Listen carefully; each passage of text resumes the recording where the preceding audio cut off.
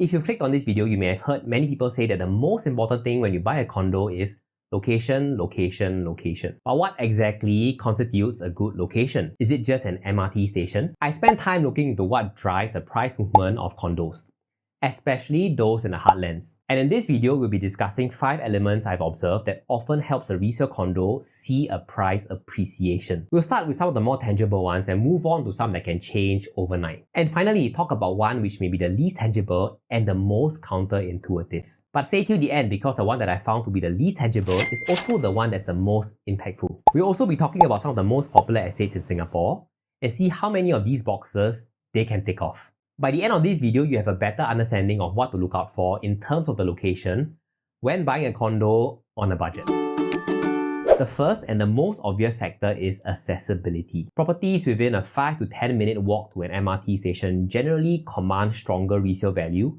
and often enjoy higher rental demand. Convenience is king in Singapore, especially for mass market condos. But here's the catch, not all MRT stations are equal. Older stations along the north-south or north-east lines often come with integrated malls, bus interchange, and established amenities. In contrast, many downtown line stations are just standalone exits with limited activity around them. And there is a risk here as well. You'll be paying a premium to enter. The upside is that these projects that are nearer to the MRT usually appeals to more buyers as well, provided that the overall quantum is still reasonable and the PSF is not too far off from its benchmarks. Paying extra for an MRT station may not always be justified. Therefore, you should still make sure that the PSF and quantum are still not too far off and still palatable compared to units in other projects or in nearby MRT stations. But at the same time, you also need to pay a premium upfront. In short, it's a bit like buying high and selling high. If you want the best of both worlds, buy low and sell high, you then need to purchase before the MRT station is even built. The Thomson East Coast line is a good example. Projects near future stations appreciated even before the line became operational, as seen with some of the condos along this line. Therefore, in order to understand what makes a good location, we now need to understand how the upcoming plan plays a large part in the location. If you're new here, my name is Daryl, and in this channel we talk about real estate in Singapore. If you're watching this video, then you're probably interested in real estate investment, and may also be interested in some of my other videos which talk about whether stocks or property makes more, what specific fundamentals make some projects such a good investment, and some common mistakes buyers make when buying a resale condo. So remember to like and subscribe if you want more such unbiased property videos.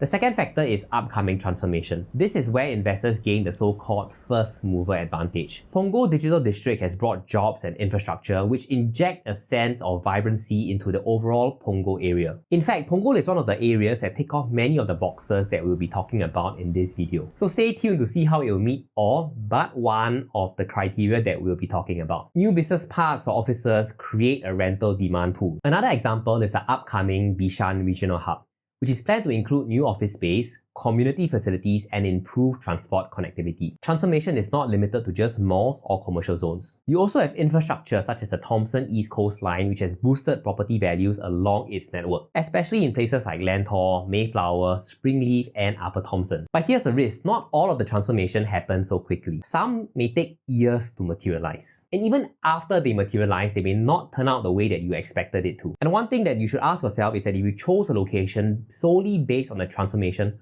what else did you give up on? Now, while the transformation is exciting, what your family and your future buyers care about is what they can see and use every day. Therefore, in order to understand what makes a good location, we also need to think about what we can see right away. The third factor is the amenities, the everyday conveniences that make a location livable, especially for those considering mass market condos under the $1.5 million or $2 million quantum. It's not just about whether you can get to work quickly, it's also about whether your daily life feels effortless. Condos located near malls, food options, and parks tend to attract both buyers and tenants. A striking example is Pasir Ris, where the integrated development Pasir Ris 8 introduced new retail and transport amenities.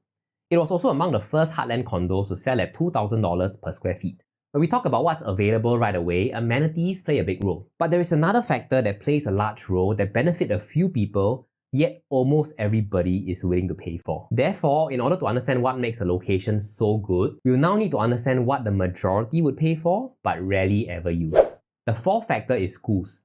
specifically being within 1 km of a branded school. The effect is so strong that families actively compete to secure addresses. And recently, some have even resorted to lying about their residency. So much so that even being within 1 km is no guarantee, because Phase 2A can be oversubscribed, meaning that even if you're both an alumni and within 1 km, you may still end up in a ballot for a spot in the primary school. Think about schools like Ai Tong in the Thomson area, or CHIJ St. Nick's in Ang Mo Kio. Surrounding condos like Thomson 3, the Panorama, and Amo residents have all benefited from strong, consistent demand, thanks in part to this so-called school effect. While demand for these schools is often evergreen, giving your property a boost, there is still a risk. The government could change the 1 km rule, or worse, relocate the entire school. Just look at what happened with ACS Primary, moving from Barker Road to Tengah. Therefore, in order to understand what makes a good location, we need to look at our next factor, something that can't change overnight. Of all the points we talked about, I think it's perhaps the least tangible and yet the most counterintuitive point. The last factor is how established a neighbourhood is in the minds of Singaporeans. In Singapore, condos don't exist in isolation. They are often surrounded by HDB towns. And this relationship between HDBs and private condos is one of the biggest demand drivers for mass market condos. Mature estates like Bishan, Queenstown, and Tampines provide stability and prestige. Generations of Singaporeans have grew up there, and many want to return to be near their family.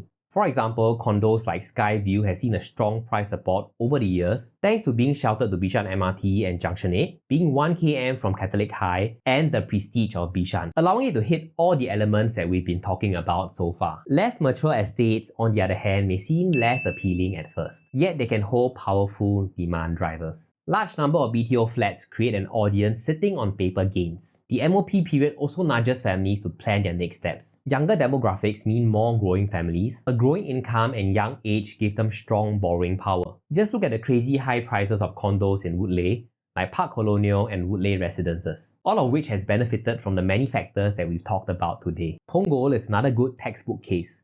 Once considered so-called Ulu, it has transformed with the Punggol Digital District, amenities like Waterway Point, and MRT accessibility, even if it sits at the end of the Northeast Line. One downside is that the overall estate feels very dense due to how efficiently organized the blocks are. But that's the way it is in most new estates anyway. While yes, it lacks a school advantage, these factors have helped condos like Watertown appreciate healthily over the past decade. On the flip side, areas without a strong HDB base, such as parts of Balestier or Novena, don't benefit from this HDB upgrader pool. Without that so-called community identity, even condos near the central will struggle to sustain long-term demand. We've walked through how accessibility, transformation, amenities, schools, and neighbourhoods all play a big part in shaping condo demand and values. Is there anything else that you notice that plays a big part, or any other towns that have benefited from some of these attributes?